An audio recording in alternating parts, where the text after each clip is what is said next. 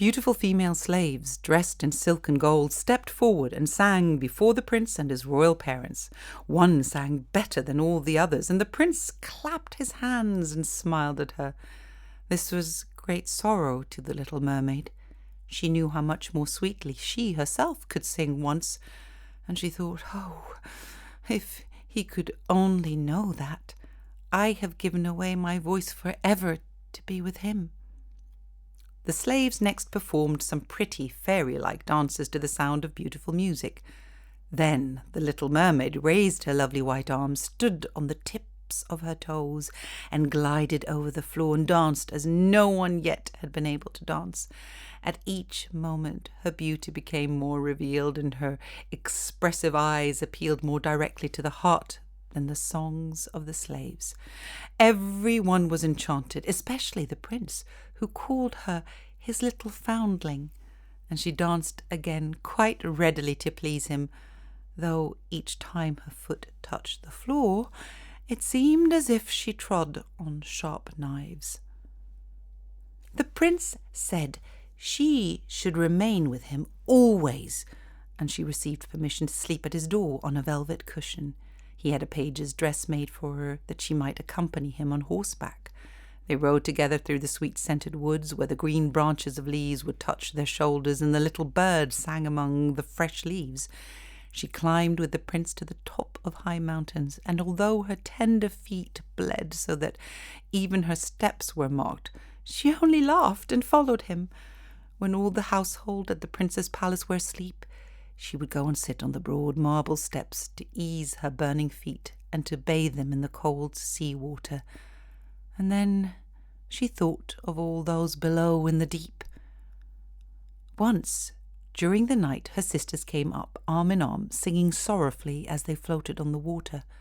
She beckoned to them, and then they recognized her and told her how she had grieved them. After that, they came to the same place every night, and once she saw in the distance her old grandmother, who had not been to the surface of the sea for many years, and the old sea king, her father, with his crown on his head. They stretched out their hands towards her, but they did not venture so near the land as her sisters did. As the days passed, she loved the prince more fondly, and he loved her, as he would love a little child, but it never came into his head to make her his wife. Yet, unless he married her, she could not receive an immortal soul, and on the morning after his marriage with another she would dissolve into the foam of the sea. "Do you not love me the best of them all?" the eyes of the little mermaid seemed to say when he took her in his arms and kissed her fair forehead. "Yes, you are dear to me," said the prince, "for you have the best heart, and you are the most devoted to me. You are like a young maiden whom I once saw, but whom I shall never meet again. I was in a ship that was wrecked, and the waves cast me ashore near a holy temple where several young maidens performed service. The youngest of them found me on the shore and saved my life. I saw her but twice, and she is the only one in the world whom I could love. But you are like her, and you have almost driven her image out of my mind. She belongs to the holy temple, and my good fortune has sent you to me instead of her, and we will never part. Ah, he knows not that it was I who saved his life. I carried him over the sea to the wood where the temple stands. I sat beneath the foam and watched till the human beings came to help him. I saw the pretty maiden that he loves better than he loves me." And the mermaid sighed deeply, but she could not shed tears. "He says the maiden belongs to the holy temple. Therefore she will never return to the world. They will meet no more. While I am by his side, I see him every day. I will take care of him and love him, and give up my life for his sake."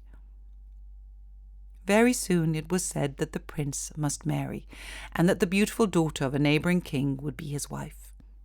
Although the prince gave out that he merely intended to pay a visit to the king, a great company were to go with him. The little mermaid smiled and shook her head. She knew the princess' thoughts better than any of the others. "I must travel," he said to her. "I must see this beautiful princess. My parents desire it, but they will not oblige me to bring her home as my bride. I cannot love her. She is not like the beautiful maiden in the temple whom you resemble. If I were forced to choose a bride, I would rather choose you, my dumb foundling, with those expressive eyes." And then he kissed her rosy mouth, played with her long waving hair, and laid his head on her heart, while she dreamed of human happiness and an immortal soul. "You're not afraid of the sea," said he, as they stood on the deck of the noble ship which was to carry them to this country of the neighbouring king. And then he told her of storm and of calm, of strange fishes in the deep beneath them, and of what the divers had seen there, and she smiled at his descriptions, for she knew better than anyone what wonders were at the bottom of the sea. In the moonlight, when all on board were asleep, except the man who was steering, she sat on the deck gazing down through the clear water. She thought she could distinguish her father's castle, and upon it her aged grandmother with the silver crown on her head. Then her sisters came up on the waves and gazed at her mournfully, wringing their white hands. She beckoned to them and smiled and wanted to tell them how happy and well off she was. But then the cabin boy approached, and when her sisters dived down, he thought it was only the foam of the sea which he saw. The next morning the ship sailed into the harbour of a beautiful town belonging to the king whom the prince was going to visit. The church bells were ringing, and from the high towers sounded a flourish of trumpets.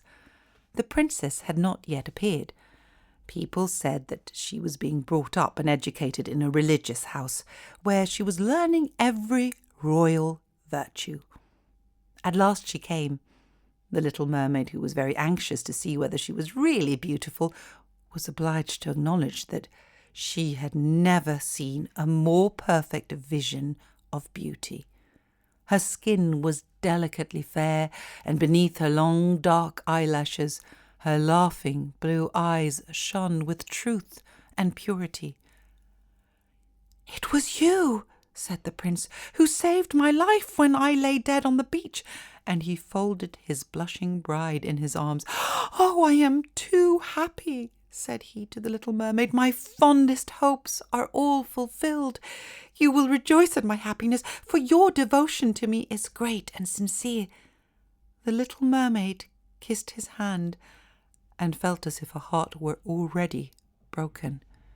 His wedding morning would bring death to her, and she would change into the foam of the sea. All the church bells rung, and the heralds rode about the town proclaiming the betrothal. Perfumed oil was burning in costly silver lamps on every altar. The priest waved the censers while the bride and bridegroom joined their hands and received the blessing of the bishop. The little mermaid, dressed in silk and gold, held up the bride's train, but her ears heard nothing of the festive music, and her eyes saw not the holy ceremony. She thought of the night of death which was coming to her, and of all she had lost in the world. On the same evening the bride and bridegroom went on board ship. Cannons were roaring, flags waving, and in the centre of the ship a costly tent of purple and gold had been erected. It contained elegant couches for the reception of the bridal pair during the night. The ship was swelling sails, and a favourable wind glided away smoothly and lightly over the calm sea. When it grew dark, a number of coloured lamps were lit, and the sailors danced merrily on the deck. The little mermaid could not help thinking of her first rising out of the sea, when she had seen similar festivities and joys, and she joined in the dance, poised herself in the air as a swallow when he pursues his prey, and all present cheered with her wonder. She had never danced so elegantly before. Her tender feet felt as if cut with sharp knives, but she cared not for it. A sharper pang had pierced through her heart. She knew this was the last evening she could ever see the prince, for whom she had forsaken her kindred and her home. She had given up her beautiful voice and suffered unheard of pain daily for him, while he knew nothing of it. This was the last evening that she could breathe the same air with him, or gaze on the starry sky and the deep sea. An eternal night without a thought or a dream awaited her. She had no soul, and now she could never win one. All was joy and gaiety on board ship till long after midnight. She laughed and danced with the rest, while the thoughts of death were in her heart. The prince kissed his beautiful bride, while she played with his raven hair, till they went arm in arm to rest in the splendid tent. Then all became still on board the ship. The helmsman alone, awake, stood at the helm. The little mermaid leaned her white arms on the edge of the vessel and looked towards the east for the first blush of morning. She saw her sisters rising out of the flood. They were as pale as herself, but their long, beautiful hair waved no more in the wind, and had been cut off. "We have given our hair to the witch," said they, "to obtain help for you, that you may not die tonight. She has given us a knife. Here it is. See, it is very sharp. Before the sun rises, you must plunge it into the heart of the prince. When the warm blood falls upon your feet, they will grow together again and form into a fish's tail, and you will be once more a mermaid and return to us to live out your 300 years before you die and change into the salt sea foam. Haste, then, he or you must die before sunrise. Our old grandmother moans so for you that her white hair is falling off from sorrow, as ours fell under the witch's scissors.